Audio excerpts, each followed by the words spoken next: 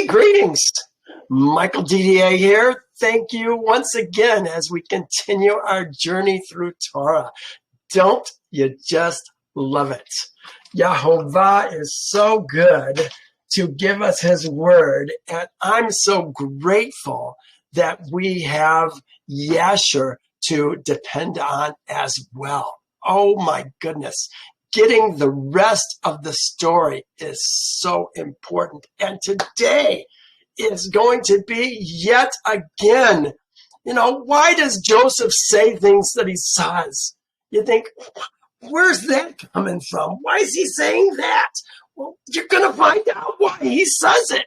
I don't know why it's not included in Torah, but Yasher is going to fill us in on the rest of the story. Let me say, last week, Pharaoh had his dreams. Happened really quickly. Joseph was raised up to be the second in command in Egypt. He went through the first 7 years of plenty. And during that time, Isaac died.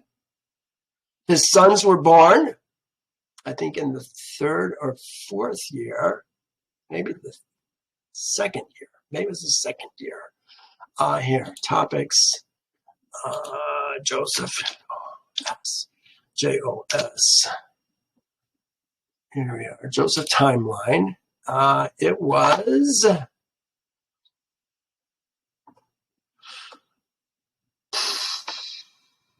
Joseph interprets his dream at 30.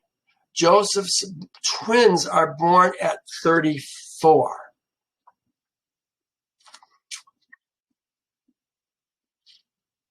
So twins are born. Joseph makes arrangements to have his brothers, dare I say, found. I don't want to say captured. They're not being captured. They're being found and brought to him. He's made arrangements for that.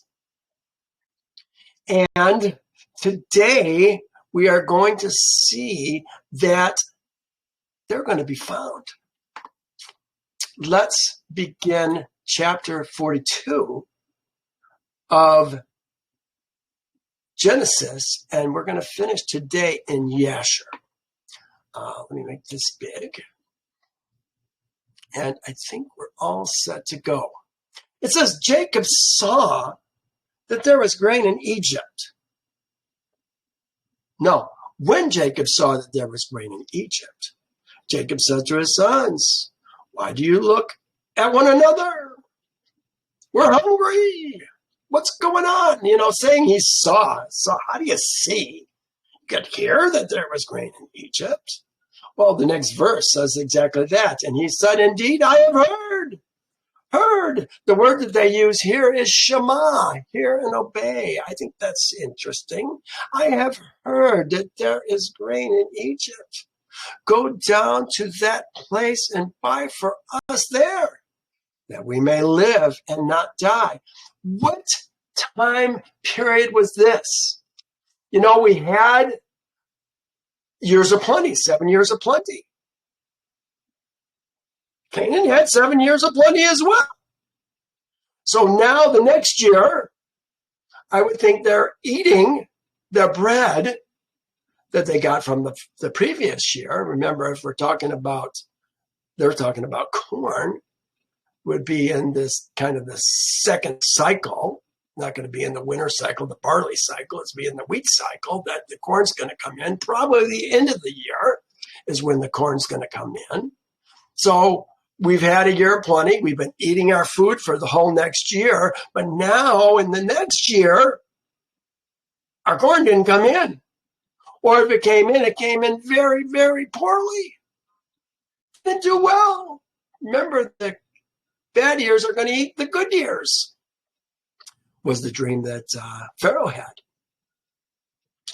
So I got a hunch that they're probably in the second year of the famine. Would that make sense? This is going to be important because Joseph's sons, Manasseh and Ephraim, the twins, we saw they were twins last week, are either going to be 5 or 6 years old, depending on when the boys come to the land of Egypt for food. The sons, the seed. So Joseph's 10 brothers went down to buy grain in Egypt.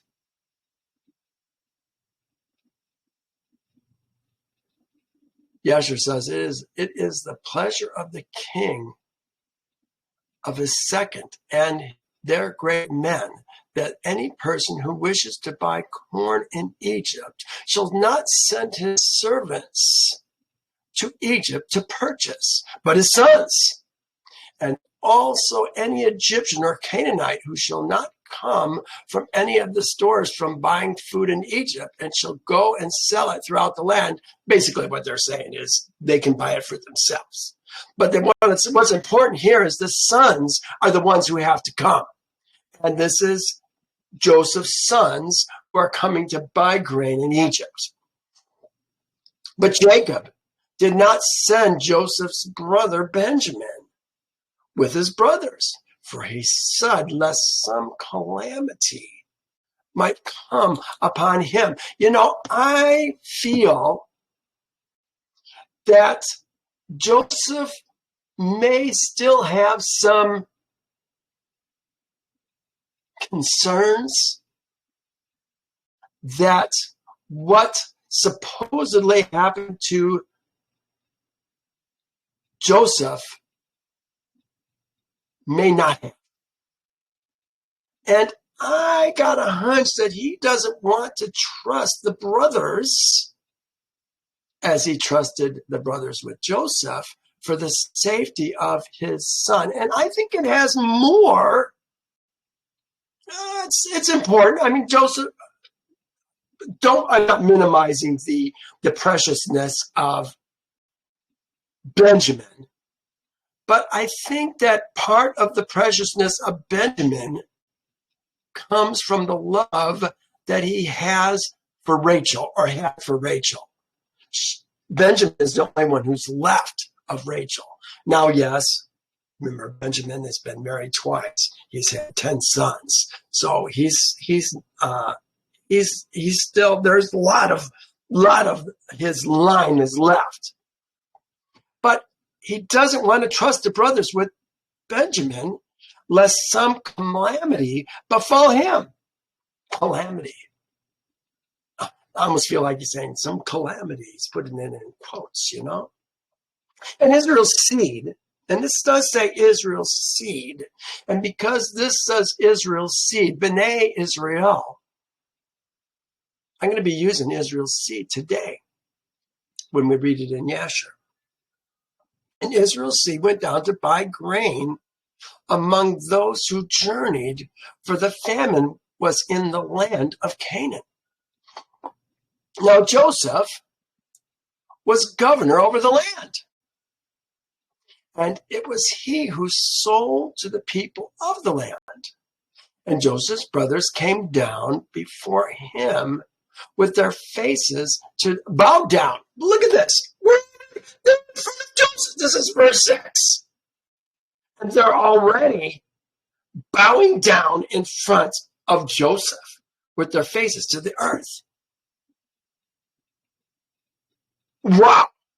Talk about skipping a bunch of stuff. Does every man who comes to Egypt come and bow down before Joseph? I mean, these are things that we've got to ask ourselves. This is what it says. He sold to all the people of the land, and Joseph's brothers came down and bowed down before him with their faces to the earth.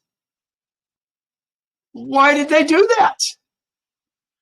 Like I say, does everybody do that? Why is he going to be speaking so roughly to them? Why does he accuse them as spies? Have they acted out of the norm?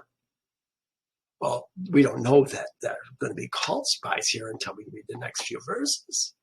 But I want to set you up with questions that we should be having as we read Torah. Sometimes we just take things for granted and, oh, yeah, well, okay, yeah. Why? Why? Let's dig deeper. Let's go for more understanding. Here, verse 7. Joseph saw his brothers and recognized them, but he acted as a stranger to them and spoke roughly to them. Why? Well, we're going to find out why. Then he said to them, where do you come from? And they said, from the land of Canaan to buy food. So Joseph recognized his brothers, but they did not recognize him. Now look at what it says. Then Joseph remembered the dreams that he had dreamed about them and said to them, you are spies. You have come to see the nakedness of the land.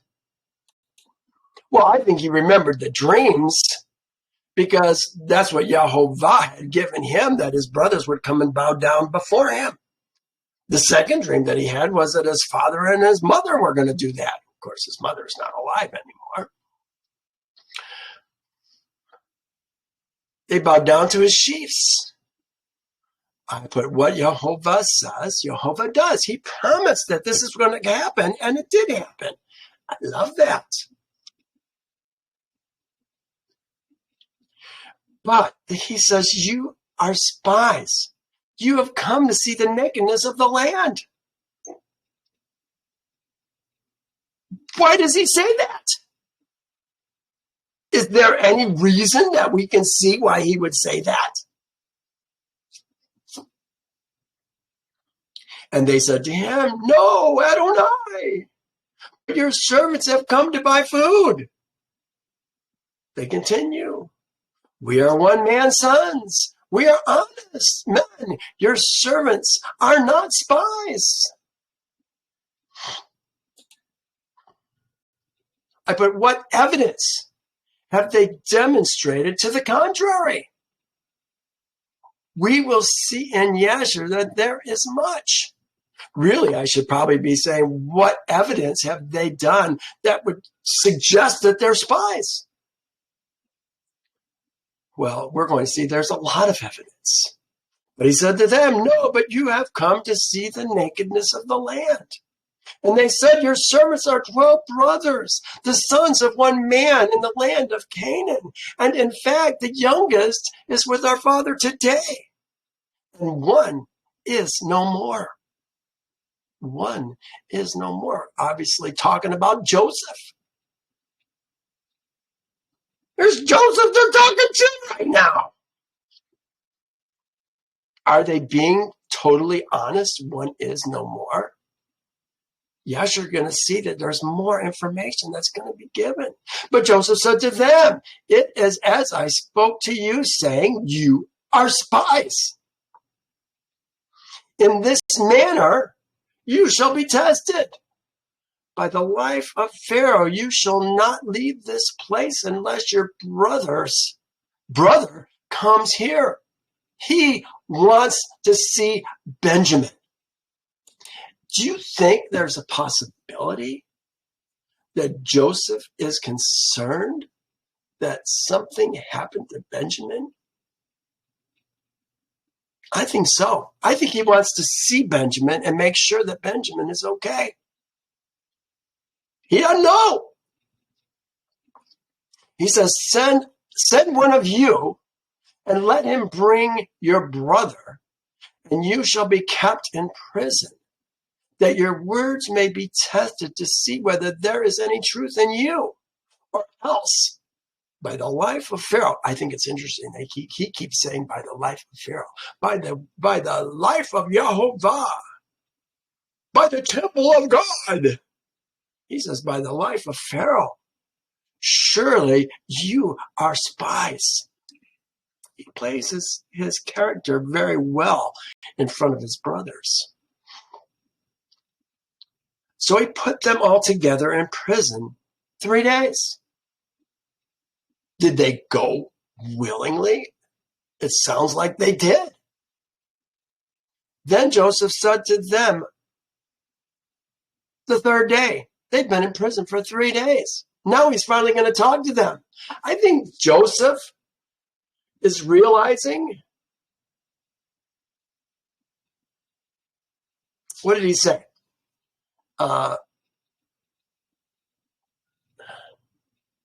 Send one of you, let him bring your brother, and you will be kept in prison. I think he's realizing that if he only sends one, he can't send enough food for his father and the family. So he's repenting, and he's going to do something different after 3 days. He's been thinking about it. And Joseph said to them on the third day, do this and live, for I fear. It says, I fear God. You know what it says? It says, I fear the Elohim. Elohim. The definite article is here. It's very rare that it's here. There's only 30 times in Torah that it says the Elohim, but this is one of them. I found it this morning when I stopped to check if it said the Elohim or what it actually said. And to my surprise, it was already marked. I had marked it the Elohim years ago. I went through all of Torah and did that. He says, if you're an honest man, let one of your brothers be confined in your prison house.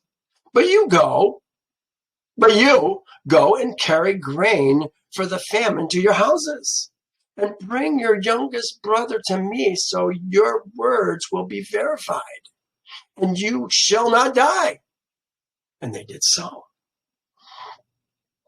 Then they said to one another, this is them talking to each other, talking in front of Pharaoh. They think Pharaoh doesn't understand. We are truly guilty concerning our brother. They're talking amongst themselves. For we saw the anguish of his soul when he pleaded with us, and we would not hear. Therefore, the distress has come. This distress has come upon us.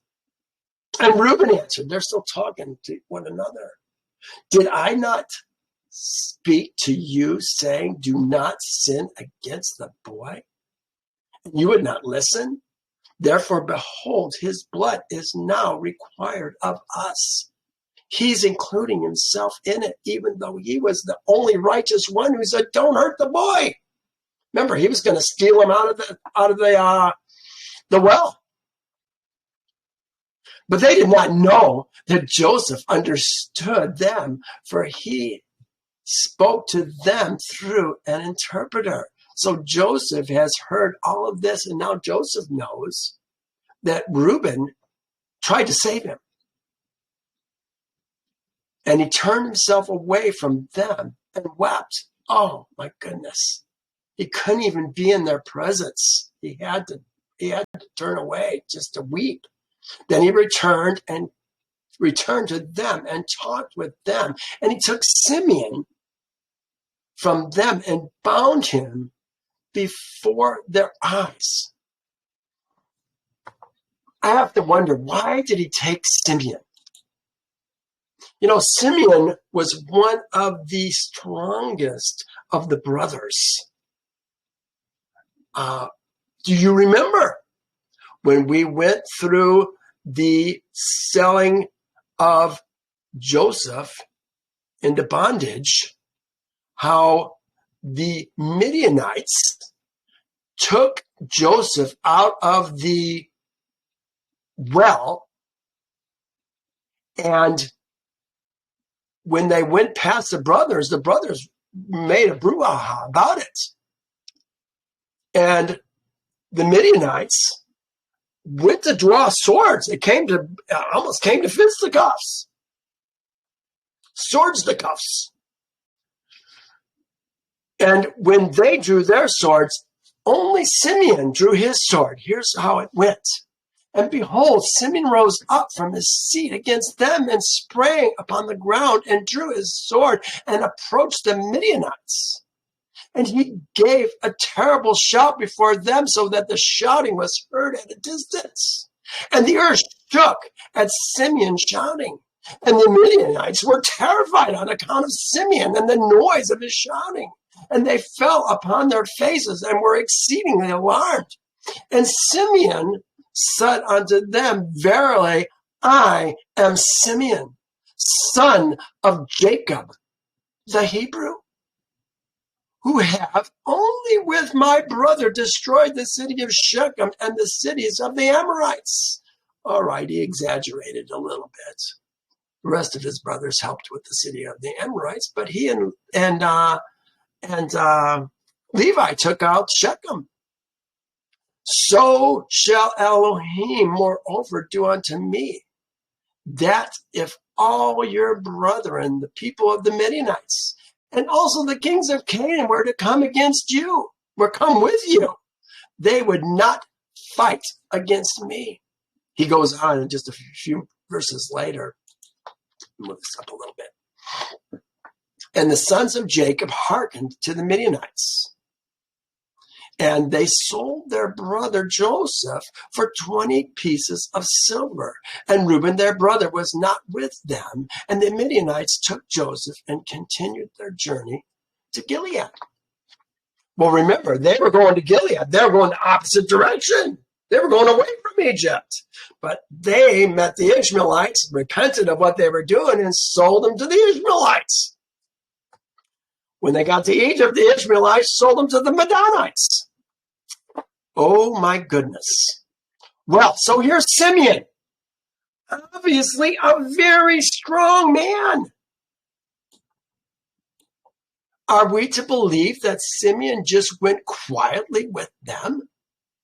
Have we forgotten who Simeon is?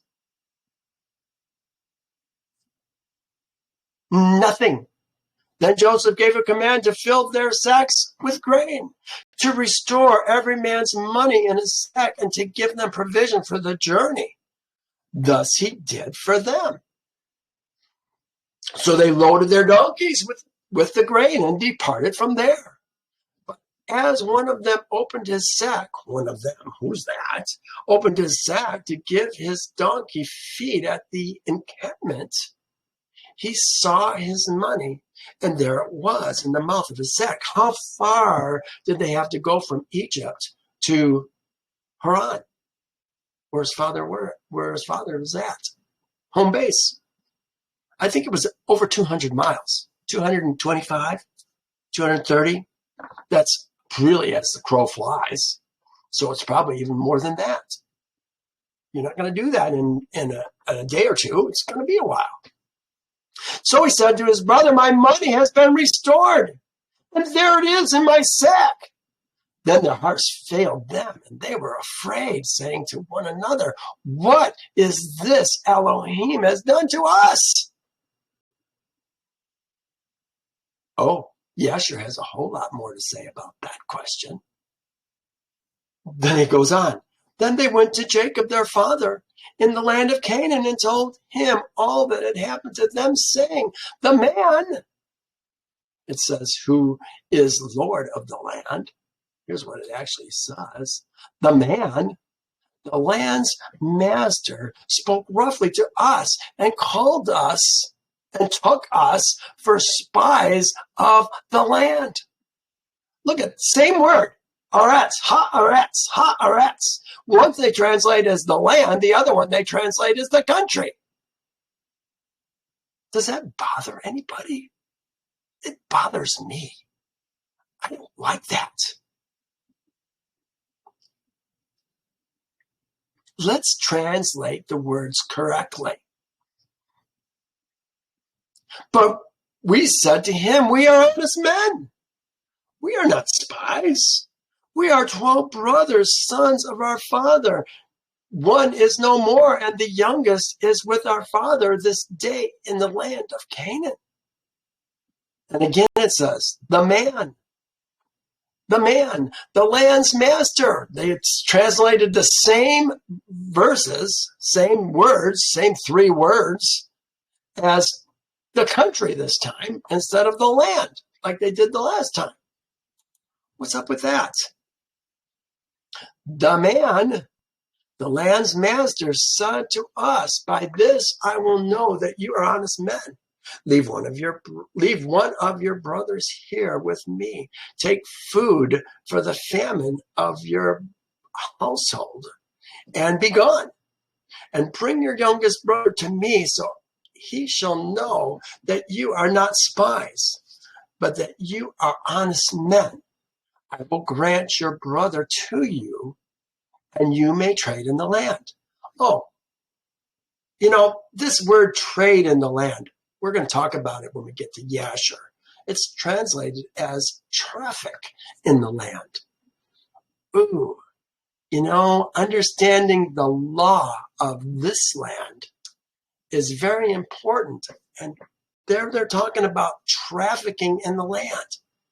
You may trade in the land. They're translating it as trade in the land.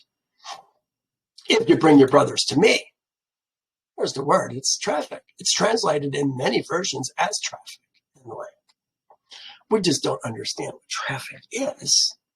And, the powers, the publishers that be don't want us to understand what trafficking is all about.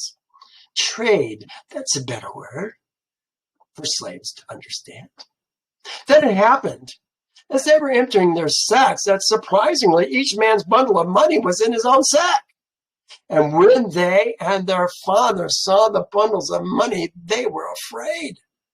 And Jacob, their father, said to them, You have bereaved me. You have bereaved me. Joseph is no more. Simeon is no more. And you want to take Benjamin? That's a question. And you want to take Benjamin? All these things are against me. Then Reuben spoke to his father, saying, Kill my two sons. This is Reuben. Remember, Reuben was the one who was righteous. Didn't sell his brother. Reuben spoke, and the eldest of the boys. Reuben spoke to his father, saying, Kill my two sons, if I do not bring him back to you. Put him in my hands, and I will bring him back to you. They want to go right now back to Egypt. Give us Benjamin. We're going to go get Simeon. What does Jacob say? But he said, My son! This is my son. Beni. This word does not have a proper noun attached to it. So it says, my son. This is my son. My son. My Ben. If it says Beni Israel, then it's seed. Israel's seed. If it says Beni Adam, it's Adam's seed. It's translated differently. It has to do with the proper noun that follows the Beni. I think the concern he has for his son comes from the love that he has for Rachel. I really do. Well, this is the last verse in this chapter. And he said, My son shall not go down with you, for his brother is dead, and he is left alone. If any calamity, there it is again, calamity, should befall him along the way in which you go, then you would bring down my gray hair with sorrow to the grave. Again, I really think a lot of it has to do with Rachel. Well, let's switch over to Yasher. Here it is. And we're going to pick up right in chapter 51. And Jacob afterwards heard that there was corn in Egypt. And he called unto his sons to go to Egypt to buy corn. Obviously, we're rehashing what we've just been through in Torah. There's more that we need to learn. For upon them also did the famine prevail. And he called unto his sons, saying, Behold, I hear that there is corn in Egypt, and all the people of the earth go there to purchase. Now, therefore, why will you show yourselves satisfied before the whole earth? That's a strange way of saying it. Go also down to Egypt and buy for us a little corn amongst those that come there, that we may not die. And Jacob's seed hearkened to the voice of their father, and they rose up to go down to Egypt in order to buy corn amongst the rest that came there. Now listen to this. And Jacob, their father, commanded them, saying, when you come into the city, do not enter together in one gate, on account of the inhabitants of the land. Why did Jacob say that? Does it sound a little suspicious? Jacob's seed went forth, and they went to Egypt, and Jacob's seed did all that their father had commanded them. And Jacob did not send Benjamin, for he said, lest an accident might befall him on the road like his brother. And the 10 of Jacob's sons went forth. And Jacob's seed were going on the road. Oh, look at this. And whilst Jacob's seed were going on the road, they repented of what they had done to Joseph. And they spoke to each other, saying, we know that our brother Joseph went to Egypt. And now we will seek him where we will go. And if we find him, we will take him from his master for a ransom. And if not, by force, look what he says, we will die for him. You don't see this in Torah. And Jacob's seed agreed to this and strengthened themselves on account of Joseph to deliver him from the hand of his master. And Jacob's seed went to Egypt, and when they came near to Egypt, they separated from each other, and they came through 10 gates of Egypt. Remember, Joseph taught the gatekeepers that they needed to record the names of the man that was coming to the gates and their father. And he made note to tell all these men to watch for specific names, his brothers. And the gatekeepers wrote their names on that day and brought them to Joseph in the evening. Very sophisticated plan that Joseph had put together to find his brother.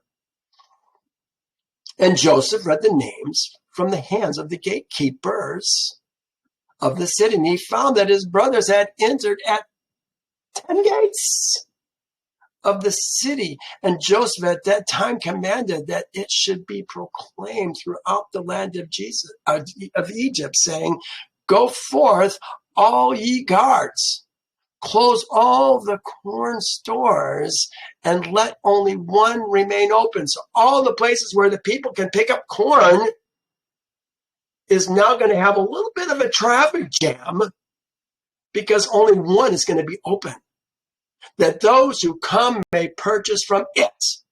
And all the officers of Joseph did so at that time, and they closed all the stores and left only one open.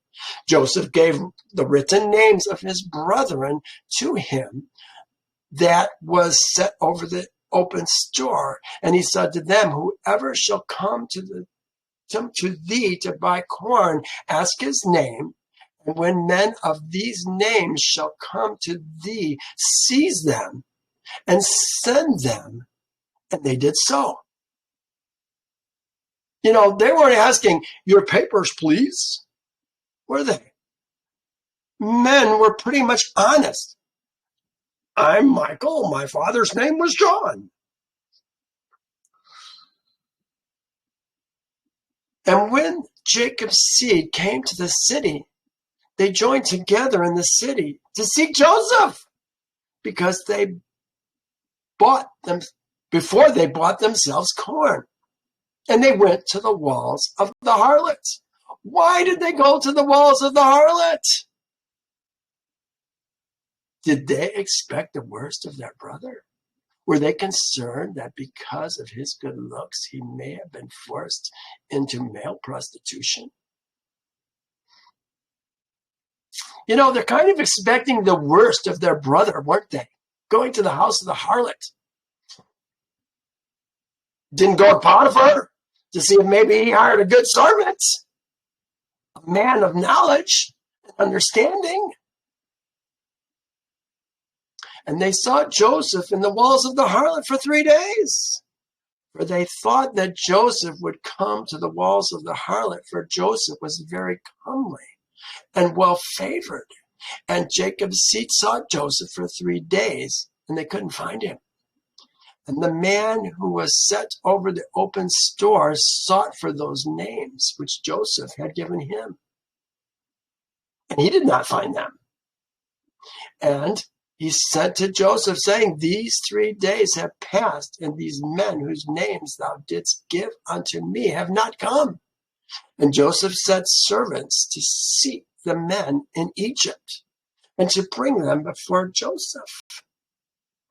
And Joseph's servants went and came into Egypt, and could not find them, and went to Goshen, and they were not there, and then went to the city of Ramses, and could not find them.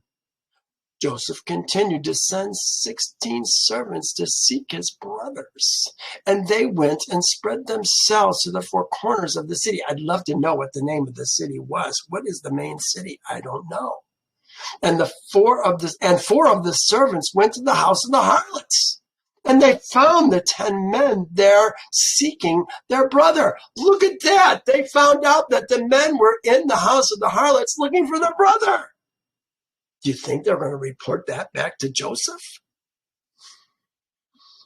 And these 4 men took them and brought them before him, Joseph. And they bowed down to the ground to him. This is where we finally see it in verse 6 of Torah. Joseph was a governor. Look at how much stuff is missed. Joseph's brother came and bowed down before him with their faces to the earth. And Joseph was sitting upon his throne in his temple, clothed with princely garments, and upon his head was a large crown of gold, and all the mighty men were around him.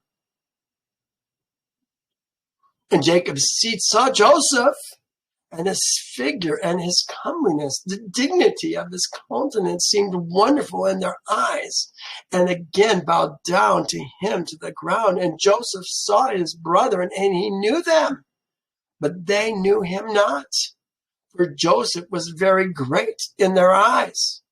Therefore they knew him not. They're looking for somebody lowly in stature, not great in stature. I'm sure Joseph he had a crown on his head. He had probably some kind of makeup on. He had a new dress. And they were a little hesitant to look straight at the master of the land, the land's master. Didn't recognize him, didn't recognize his voice. And Joseph spoke to them, saying, From whence come ye? And they all answered and said, Thy servants come from the land of Canaan, to buy corn, for the famine prevails throughout the land, the earth. And thy servants heard that there was corn in Egypt, so they have come amongst the other comers to buy corn for their support. And Joseph answered them, saying, If you have come to purchase, as you say, why did you come through 10 gates of the city? Ooh, that sounds a little suspicious, doesn't it? It can only be that you have come to spy through the land. And they all together answered Joseph and said, Not so, Adonai. We are right. Thy servants are not spies. We have come to buy corn, for thy servants are all brothers, the sons of one man, in the land of Canaan. And our father commanded us, saying, when you come to the city, do not enter through one gate on account of the inhabitants of the land. You know, Joseph, of course, knows his father. Would make sense. He's trying to protect the family. Got to make sure somebody comes home with grain, just in case. Go through some different gates. And Joseph again answered them and said, that is the thing which I spoke unto you. You have come to spy through the land. Therefore you came through 10 gates of the city. You have come to see the nakedness of the land. Surely every one that cometh to buy corn goes his way. And you are already here 3 days in the land. What do you do in the walls of the harlots, in which you have been there for 3 days? Surely spies do like unto these things. And they said unto Joseph, far be it from our Lord, our Adon, to speak thus. For we are 12 brothers, the sons of our father Jacob. In the land of Canaan, the seed of Isaac, the seed of Abraham, the Hebrew. And behold, the youngest is with our father this day in the land of Canaan. And one is not, for he was lost to us, and we thought perhaps we might be in this land. He might be in this land. So we are seeking for him throughout the land, and have come even to the house of the harlots to seek him there. And Joseph said to them, and have you sought him throughout the earth, that there only remains Egypt for you to seek him in? And what also should your brother do in the house of the harlots, although he were in Egypt? Have you not said that you are Isaac's seed, the seed of Abraham? I guess you could say Isaac's seed, the son of Abraham. What shall Jacob's seed do in the house of the harlots? And they said unto him, because we heard that the Ishmaelites stole him from us. And it was told unto us that they were sold in Egypt, that they sold him in Egypt. And thy servant, our brother, is very comely and well favored. So we thought that he would surely be in the house of the harlots. Therefore thy servants went there to seek him and to give ransom for him.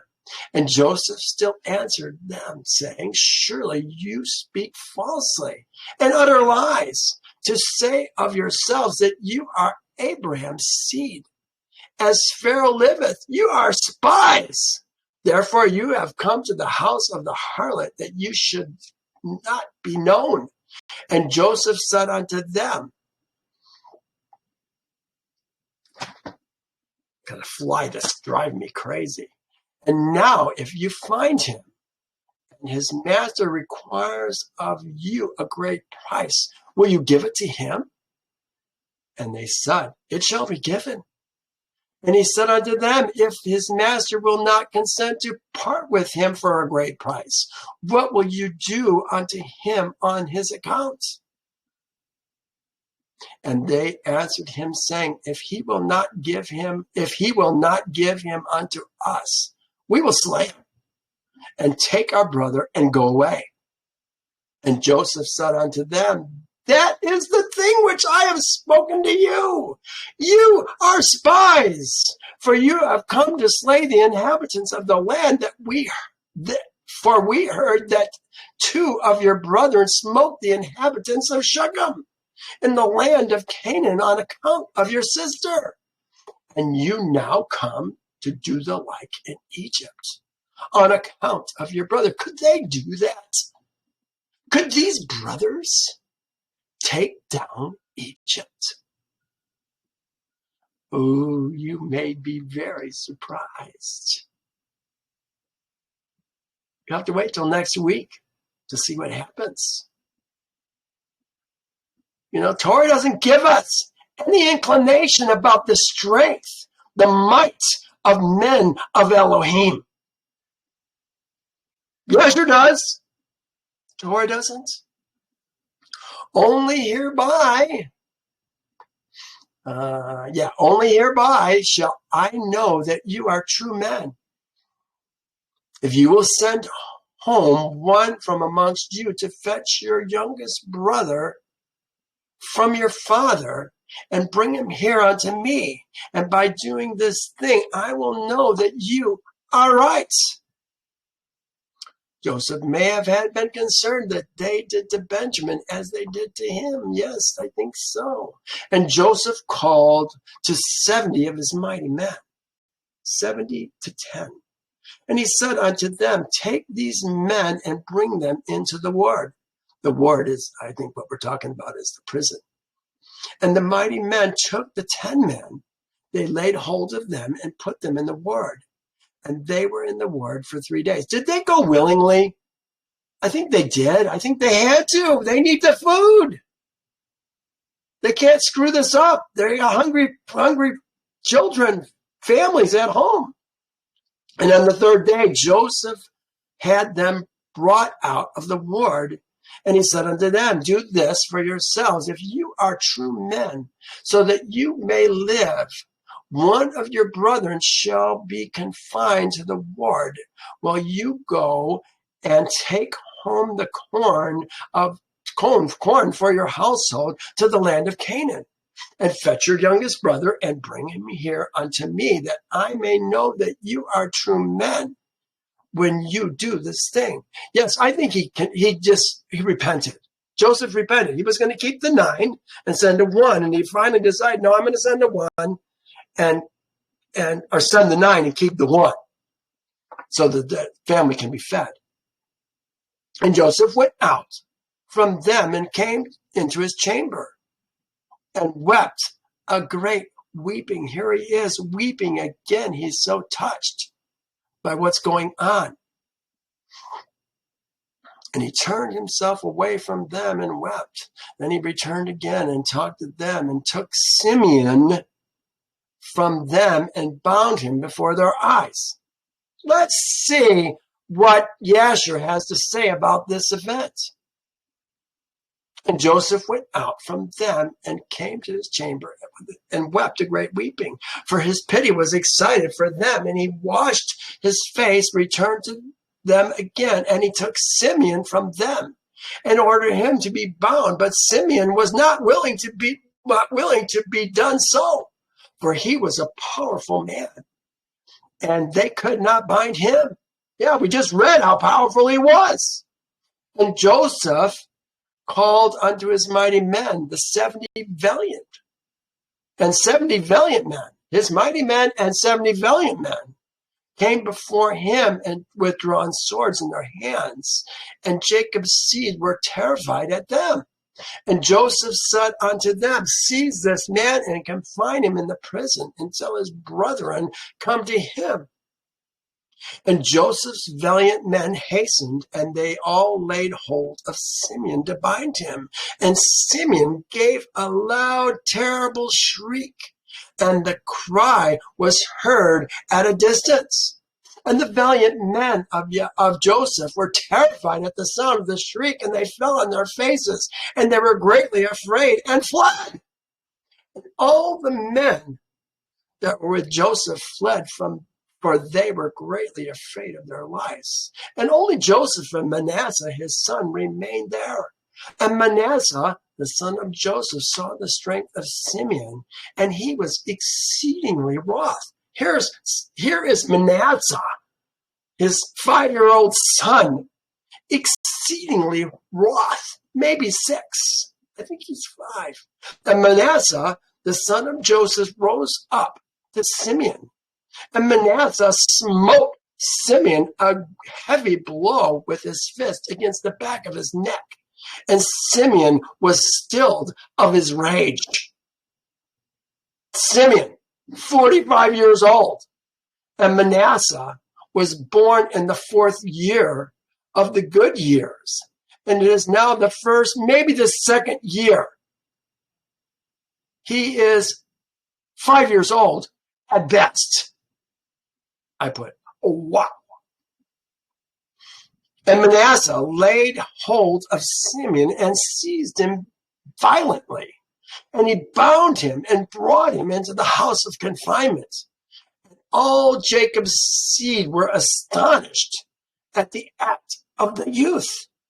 And Simeon said unto his brothers, none of you must say that this is the smiting of an Egyptian, but this is the smiting of the house of my father. Yeah, he knew something's different with this boy. I don't know why he didn't put two and two together. Maybe something's different about his dad. And after this, Joseph ordered him to be called, who was set over the storehouses to fill their sacks with corn as much as they could carry, and to restore every man's money in his sack, and to give them provision for the road, and thus he did unto them. Would they have fought for Simeon if they didn't need the food? I think they would have. They're not going to let their brother be taken, but they need the food. They're seeing that they can return back with brother Benjamin and get their brother back. And Joseph commanded them, saying, take heed lest you transgress my orders to bring your brother as I have told you. And it shall be when you bring your brother hither unto me, that I will let you know that I will know that you are true men. And you shall traffic, there it is again, you shall traffic in the land. And I will restore unto you your brother, and you shall return in peace to my father. I wanted to talk about this word just briefly. This is a bit of a hiatus, but I think it's an important one. We don't know the condition of our souls. We are slaves. We don't know it, but we are slaves.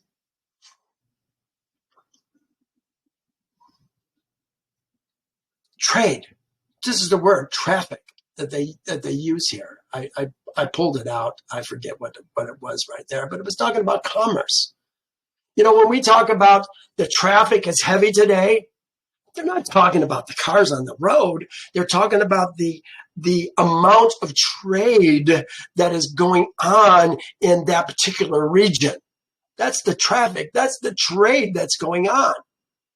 The people who are trading are the people who are the drivers, which is why they have to have a license. Well, we've been tricked. Let me read on.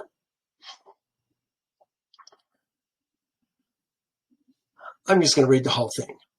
This word, like trade, comprehends every species of dealing in the exchange or passing of goods or merchandise from one hand for an equivalent, unless the business of retailing may be accepted.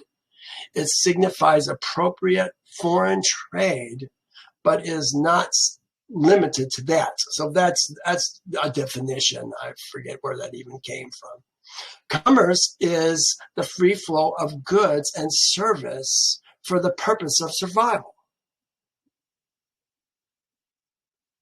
The 13th Amendment of the Constitution sets slaves free. But the 14th Amendment puts all U.S. citizens into servitude.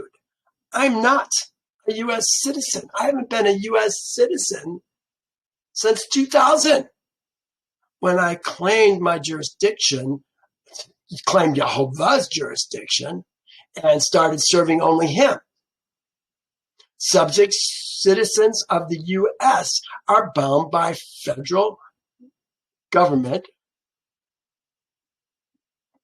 which regulates interstate commerce, and state government, which regulates interstate commerce. The ecclesia, the called out, that's the church, if you will, they called out the Hebrews. They're the Hebrews. That is the Hebrews. They're called out. Enjoy, or should enjoy, unimpeded private commerce. This is what the mandatory exception 501c1a is in 501c3. It's all about commerce within an ecclesiastical jurisdiction. We, the people, were created to trade freely in the land.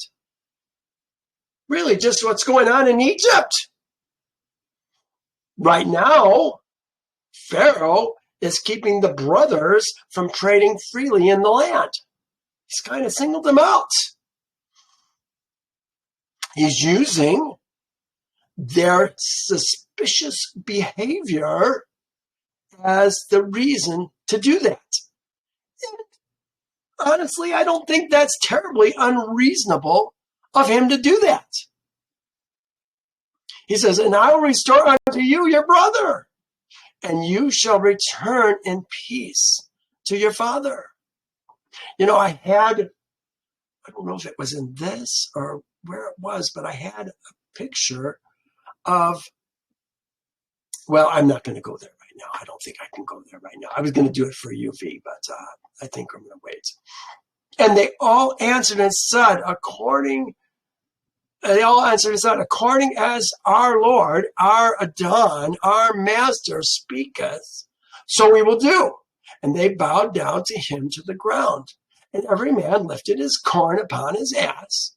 And they went out to the land of Canaan to their father, and they came to an inn. Here's where it said, and one of them opened his sack, and Levi spread his sack to give provender to his ass. When he saw, and behold, his money was money in full weight, was still in the sack. And the man was greatly afraid. Who's the man? It's Levi. And he said unto his brethren, my money is restored, and lo, it is even in my sack. And the men were greatly afraid, and they said, what is this that Elohim has done to us? Same question that we saw in Torah. They moved on. They came to their father. Look what they say now. And they said, and where is Jehovah's kindness with our fathers? Remember, we just said, what is this that Elohim has done to us? And where is Jehovah's kindness with our fathers, with Abraham, Isaac, and Jacob? That Jehovah has this day delivered us into the hands of the king of Egypt to contrive against us. And listen, this is Judah. Remember, Judah's the one who had the great idea of selling Joseph into slavery. And Judah said unto them, surely we are guilty sinners before Jehovah our Elohim, in having sold our brother, our own flesh. And wherefore do you say, where is Jehovah's kindness with our fathers? And Reuben's going to speak up now. Said I not unto you, do not sin against the lad, and you would not listen to me. Now Elohim required him from us. And how dare you say, where is Jehovah's kindness with our fathers? Well, you have sinned unto Jehovah. And they tarried overnight in that place, and they rose early in the morning and laden their asses with the corn, and they led them and went and came to their father's house in the land of Canaan. So this is where we're picking it up. We went from this all the way down to here and skipped the rest. Came to their father's house in the land of Canaan. And Jacob, his household went out to meet his sons. And Jacob saw, and behold, their brother Simeon was not with them. And Jacob said unto his sons, where is your brother Simeon, whom I do not see? And his sons told him all that had befallen them in Egypt. And they entered their house, and every man opened his sack, And they saw, and behold, every man's bundle of money was there, which they and their fathers were greatly terrified. They and their father were greatly terrified. And Jacob said unto them, what is this that you have done to me? I sent your brother Joseph to inquire before your welfare, and you said to me, a wild beast has devoured him. He hasn't forgotten what's happened to his son. And Simeon went with you to buy food, and you say, the king of Egypt has confined him in prison. And you wish to take Benjamin to cause his death also? Sounds like he's given up on Simeon. And bring down my gray hairs upon my sorrow to the grave on account of Benjamin and his brother Joseph? Now therefore, my son shall not go down with you, for his brother is dead, and he is left alone, and mischief may befall him by the way in which you go, as it befell his brother. And Reuben said to his father, this is Reuben, the eldest, the good guy. Thou shalt slay my 2 sons, if I do not bring thy son and place him before thee. And Jacob said unto his sons, abide ye here, and do not go down to Egypt, for my son shall not go with you to Egypt, nor die like his brother. Jacob is very fearful for his son. So now it's been decided. They're not going back to Egypt right away.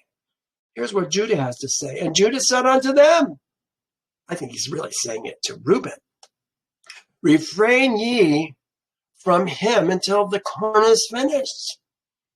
And he will say, take down your brother, when he will find his own life and the life of his household in danger from the famine.